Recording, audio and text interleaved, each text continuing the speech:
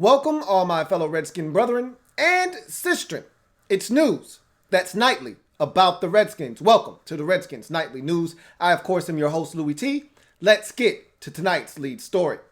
So, the Redskins are set to take on the Chicago Bears, the Bears, in week number 3 of their season on Monday Night Football. Massive matchup for really both teams, but especially the Redskins, who are staring 0-3 squarely in the face and really the destruction of everything they've worked hard for this season, and that's a playoff season. If you don't win in week 3, I think the chances of the Redskins, and we've seen teams, as we mentioned before, and I talked about yesterday, we've seen teams overcome 0-3 holes. Hell, the Houston Texans did it last year after starting 0-3, rattled off 9 straight wins, and ended up even winning their division. That's not happening to these Redskins. I can assure you of that, okay?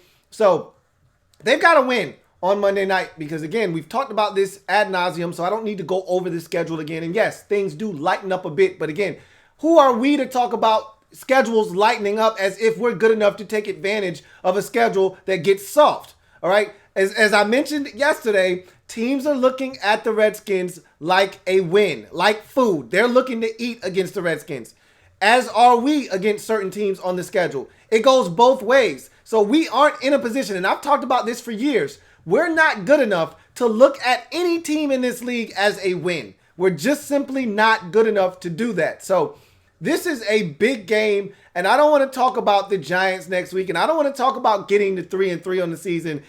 All of that is doable, but it starts with a win on Monday. Without that, the whole talk of beating the Giants next week and winning 3 of your next 5 games and getting to 3-3 on the season, all of that is a moot point, all right?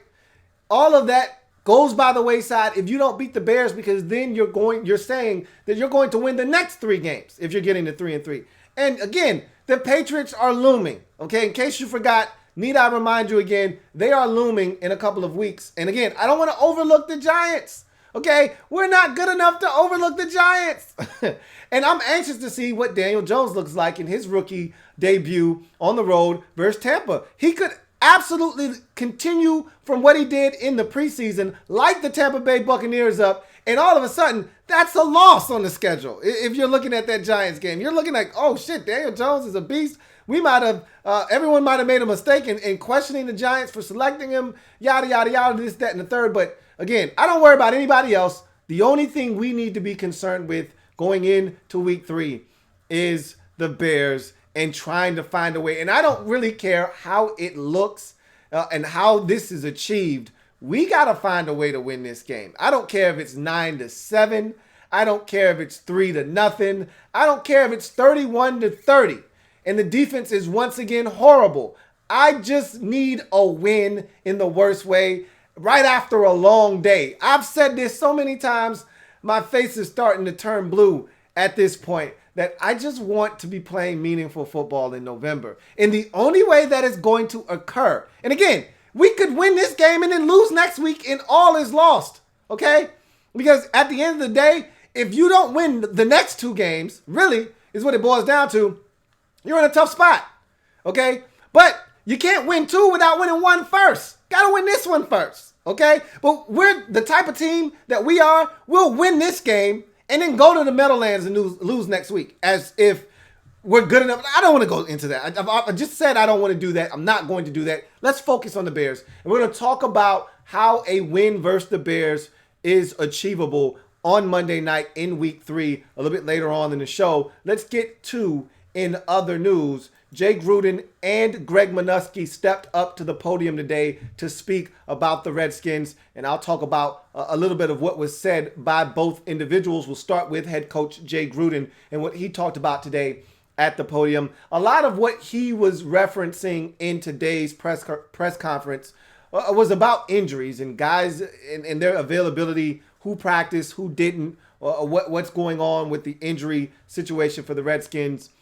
He very much so painted a picture of what the role of one Noah Spence, who the Redskins just signed yesterday, would be on this football team. So right now, let's start there. Noah Spence is practicing with the second unit, and he's practicing with the practice squad guys essentially. And right now they're getting him reps. They're getting him ready to play. However, he's a guy that it's only here because of Casanova McKenzie's injury. They didn't go out and get Noah Spence because they feel like he's going to help bolster the pass rush and they want to give him an opportunity. They only got him because of Casanova McKenzie's hip injury that we talked about yesterday. Now, Jay expounded upon that a little bit and said, yeah, Casanova's dealing with a little bit of a hip. He did not acknowledge that yesterday, but as I mentioned about JP Finley's tweet, that something was going on because you don't get an MRI on your hip unless there's something bothering you. So the Redskins right now don't really know what the status for Monday is with Casanova McKenzie. He did not practice today. However, Jay did say they don't know if he's going to play this week or not. It's not a definite that he's out. He's also not a definite in. So, again, we've seen this with a ton of players. My guess would be he's not going to play. Again, the Redskins brought in Noah Spence because they felt like they needed to snatch him up before someone else did. Remember, I told you, the Bills and the Bears had already tried him out. So you just didn't want to wait, sit on your hands, allow someone else to snatch him up, and then Casanova McKenzie can't play on Monday, and you're down an edge rusher. Instead of putting yourself in that position, you go ahead, sign him, and if Casanova McKenzie turns out to be fine, then you can go ahead and release Noah Spence down the line. It won't hurt you. So I think the Redskins have put themselves in a position that if Casanova McKenzie can't go, and I don't think he will go on Monday, you have a guy in Noah Spence that can step in and be your situational pass rusher and give guys like Kerrigan, Montez Sweat, and Ryan Anderson a blow in situations where they need to come out and catch a little bit of a breather. He can go in and spell them a bit. But it doesn't sound like Jay and the rest of that staff has a lot in store for Noah Spence, at least not at this moment. Doesn't sound like he's going to play a vital role on this football team. And again, it would not shock me if in 2 weeks when they need a roster spot because a guy has gotten healthy and is ready to get back onto the field, that he's not released. So right now, I'm not that hopeful about Noah Spence and his role on the football team. But again,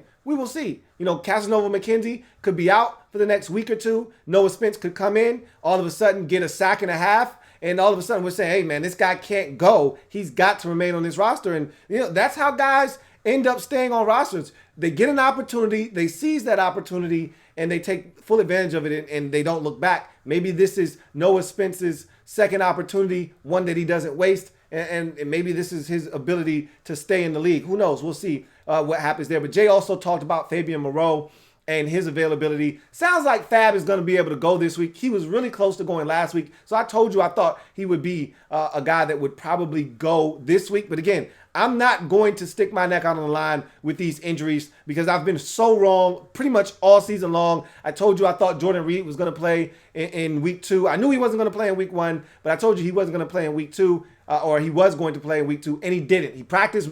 He gave us all the okie doke and a serious pump fake. He practiced Wednesday and Thursday and then didn't practice Friday and then didn't play. So I'm staying away from Jordan Reed, but Fab Moreau seems like he's going to be able to go. He did practice today on a limited basis, but we'll see if he's able to go this week. Jay talked about if Fab is in fact able to go, what that means for the configuration of the cornerback position. He said Fab is a guy that in the past has been working in the nickel and out wide. They drafted him to be a boundary corner, and they think that's where he'll return with Jimmy Moreland and Aaron Colvin working the slot. So it seems like if, in fact, Fab is able to go, they'll be able to move him outside to boundary corner opposite of Josh Norman. And in the slot, you'll see a mixture of Colvin and Jimmy Moreland. And they also said that Jimmy, who played some snaps out wide and did at James Madison, is also a guy that can play outside as well. So they feel a little bit more comfortable if they can start to get a little healthier. Don't count on Dunny playing this week. He did not practice today, and I don't anticipate him playing. I listened to some people talk about Dunny and him not practicing, and they said he had a bandage on his knee. So it doesn't look good for Dunny. And we really don't even know the extent of the injury and what the hell is actually really wrong with him.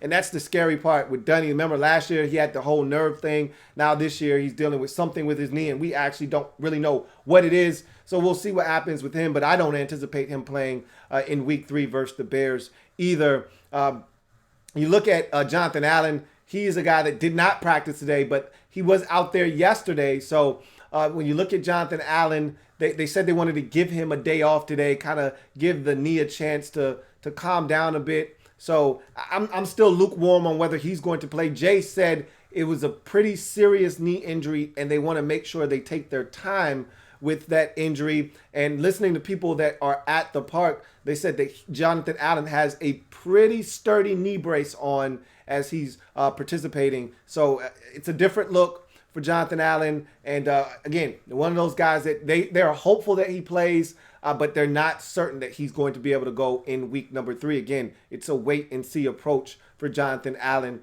as well. So Jay talked about those injuries. He also talked about wanting to get Steven Sims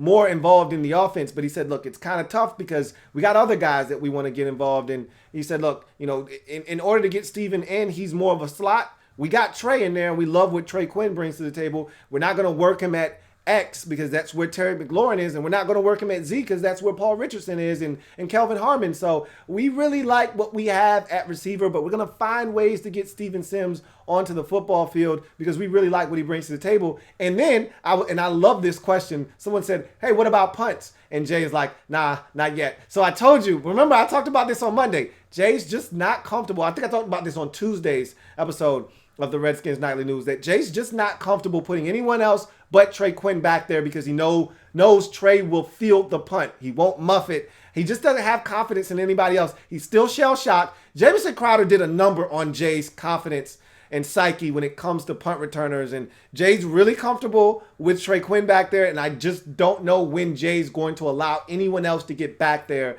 So right now, even though I think Steven Sims would be a much more dynamic playmaker back there on punts, Jay's just not having it at this point. He's not comfortable putting anyone else back there. And so he said, no, I'm just going to leave Trey Quinn back there for now. So that's also something I was interested in. And Jay pretty much shot that down today. So we'll see how long it takes him before he realizes that Trey Quinn is solid, but we have a better option on the roster. Why not use him in Steven Sims? So that was really the extent of what Jay said at the podium today. You go to Greg Minuski. I thought he was a little bit more forthcoming than he was last week. He really pissed me off last week because he said a bunch of nothing last week. This week, he sounded like a guy that was a little bit more contrite. He took blame for some things, and that's the first time I've heard him do that as well, and saying, hey, as a coaching staff, I got to be better, and we got to be better getting these guys in better positions, when he was referring to safety Monte Nicholson and also Landon Collins.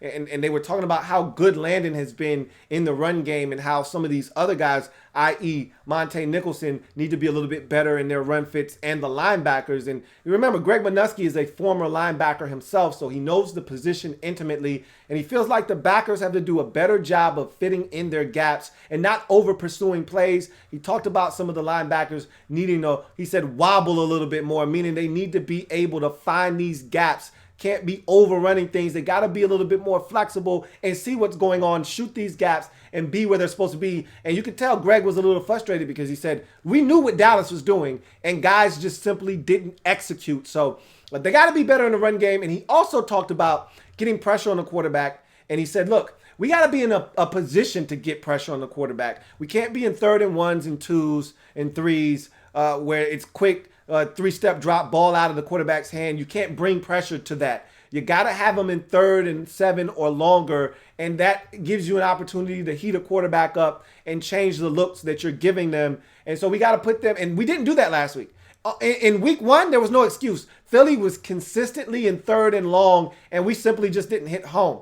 In week 2 versus Dallas, they were consistently in 3rd and shorts. 3rd and 3s, 3rd and 2s, 3rd and 1s, and they consistently converted those. And hell, in a lot of instances, they weren't even in 3rd downs. But Greg said that they have to be better stopping the run to set up 3rd and long situations, and he's right about that. And he said that, yes, they do have to be a little bit more aggressive in their approach, which is music to my ears. But again, as I said, I think it was yesterday or maybe even Tuesday, I don't believe anything that is said anymore. All of that sounds like Charlie Brown to me, like wah, wah, wah, wah, wah, wah, wah, wah, wah, wah, wah, wah, wah. It doesn't sound like actual words. It just sounds like noise in my ears until I actually see the product on the field mimic what these guys are saying. I just feel like it's a bunch of hogwash at this point. So it sounds good. He sounds like a guy that is willing to make changes that are necessary to make this unit better. But again, until you're able to see the product on the field reflect what is being said, I don't think you as a fan, me as a fan, can really believe what is being told to us, because we've been told and fed these stories over and over again and yet haven't seen any change. Now, he talked about being placed in some tough positions with, young guys, new guys, guys that have just gotten on the roster. Like last week, we had corners who had literally just gotten here 3 days previous that had to play because of injuries, and how tough that makes it. But at the end of the day, you have to be able to adjust, he said, and they got to do a better job of adjusting. He said, yeah, it's been tough without Jonathan Allen, but that's no excuse. We got to perform better. And again, he is right. They do have to perform better. And so we'll see what happens on Monday night as the Redskins take on the Bears. Speaking of which, let's get to our final outcome of this game and what it's going to take for the Redskins to be victorious. So I watched the Bears again today. I had already watched that game versus the Broncos. I went back and watched it again, because to me, week one wasn't a really good representation of what the Bears are going to be in week number 3. I think they were rusty. I think they were a team that was out of sync. I thought that was a team that really didn't have a true sense of who they were as a football team offensively, and tried to do a little too much. And sometimes when you try to do too much, and I think I've said this about the Redskins defense as well, when you try to do too much, you're not good enough at anything. And so I think they started to simplify some things, and they also realized who some of their better football players are.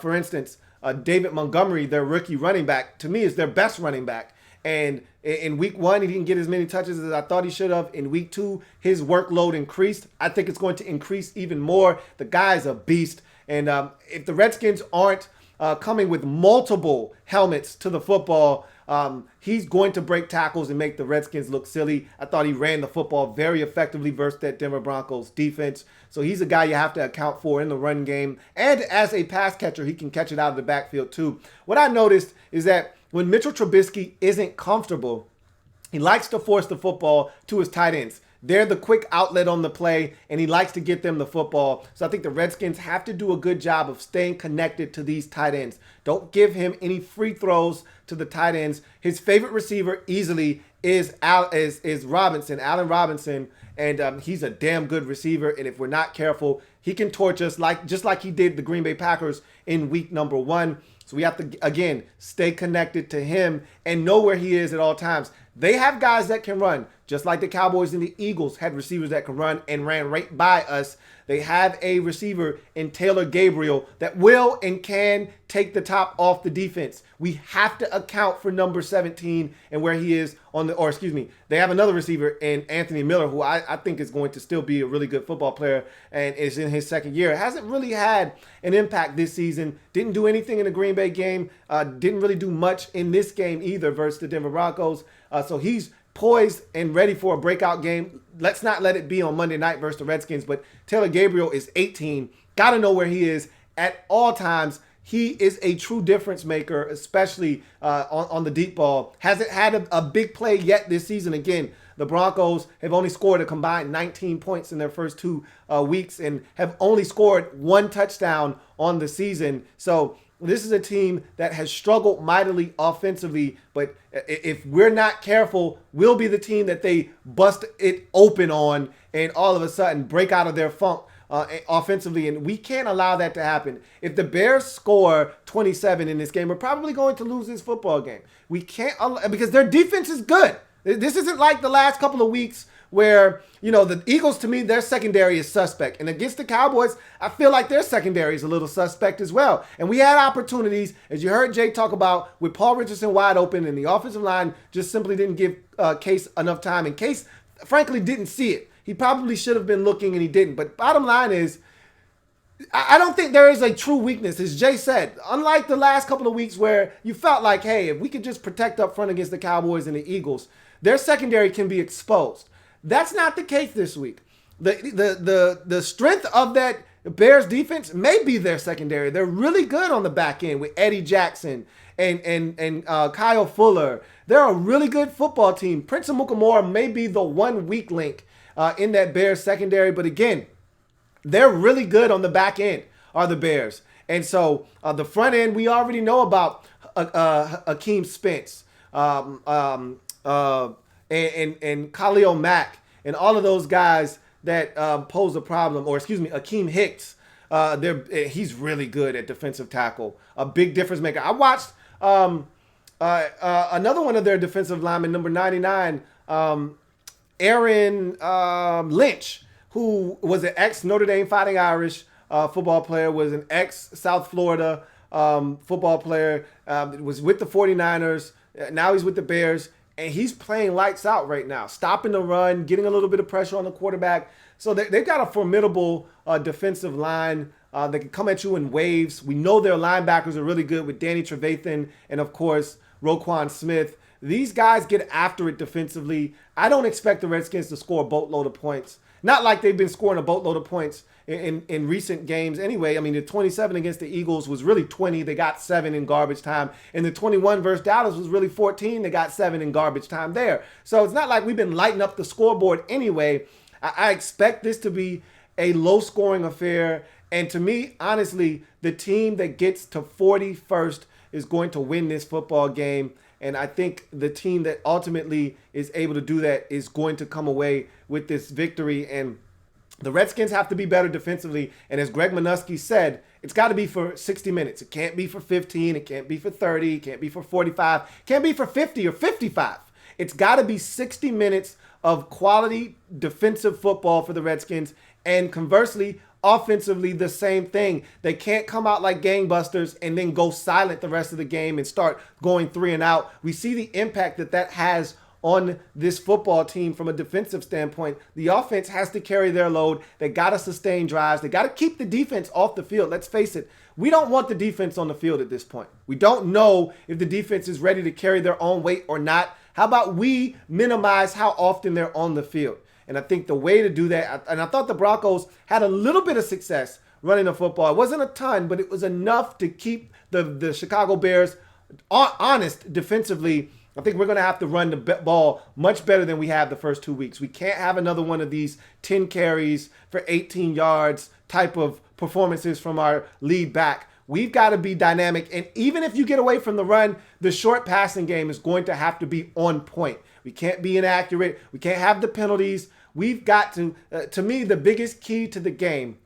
is going to be the ability to stop the Bears' rushing attack and make them go away from it. I've seen their head coach, Matt Nagy, go away from the run when it doesn't work early and put the game on the shoulders of Mitchell Trubisky. That is what we want. We want the Bears to feel like Mitchell Trubisky is their best shot to win. If we allow them to run the football and take pressure off of Mitchell Trubisky, we are going to lose this football game. And I'll take it a step further. Mitchell Trubisky is a guy that when he doesn't trust what he sees, he tucks it and runs. We have to be able to contain him and keep him in the pocket, something we haven't done a great job of in the first 2 weeks of the season. Wentz was able to extend plays by getting out of the pocket, and Dak Prescott was able to run like a madman all over this defense. And when he felt like he needed to, get outside the pocket and extend plays. We've got to bottle up Mitchell Trubisky. If he gets comfortable and into a rhythm, he can pick us apart. And oh, by the way, Tariq Cohen is a problem and a difference maker, and so is Cordero Patterson. These are guys that are gadget players that they use in a myriad of ways, and if we allow those guys to hurt us as well, this could be a long night for the Redskins on the defensive side of the football. The Redskins have to be able to stop the rushing attack of the Bears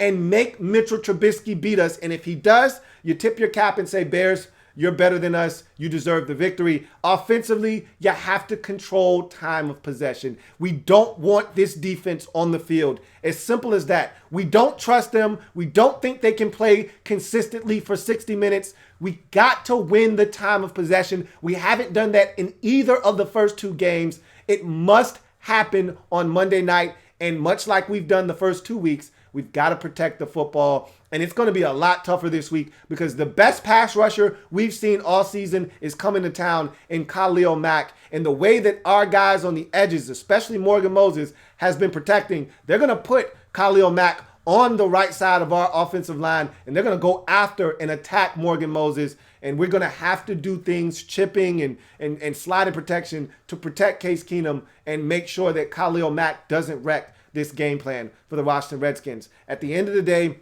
this is a code red game for the Redskins. It is a must win. And I don't know why I'm doing this. I don't know how I managed to convince myself that this is going to happen. It's Monday night. It's a home game. It's FedEx Field. It's a better Bears football team, at least from a defensive standpoint. Our defense has been statistically the worst in football the first 2 weeks of the season. We have no run game which to speak of. There isn't much to be confident about, and I don't know why I'm doing this. Probably because I'm a delusional fan, and this is what delusional fans do. But somehow, some way, I've got the Redskins winning this football game 23-17 over the Chicago Bears. Don't ask me how, don't ask me why, but I just feel like the season's on the line, and there's nothing more dangerous than a team with their backs completely against the wall. I don't know if the Redskins understand that, and maybe that's not going to work in our benefit, but I feel like they've got to understand the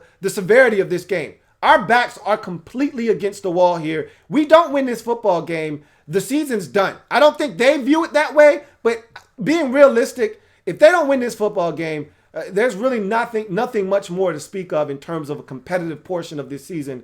And I think the sense of urgency has to be there. I think it will be there. And we're getting a team that has been offensively challenged. If they're not offensively challenged in this game, we're going to lose. If we allow the Bears to get off offensively and move the football consistently, and there's another one of these 4 or 5 straight possessions of scoring done by the Bears, even if they're field goals, all right? If that happens in this game, then we're probably going to lose the football game. But I think the offense is going to do their part to sustain drives, keep the defense off the field, and I think the defense is going to get enough stops to give the Redskins a chance to win this football game 23-17. So that's going to do it for me, your man Louie T. Thank you for joining me on the Redskins Nightly News. Leave your score and more down in the discussion down below. Leave a score. Leave a little bit of a reason as to why you believe the score is going to be what it is. And also leave a like and a sub if you haven't already done so to the Louie T Network. We got skin in the game. Why? Because we're Skins fans for life. Hopefully, we're talking about a Redskins victory on Monday Night Football overtime. Until then, I'm your man Louie T signing off. You guys have a good one. Louie T Network.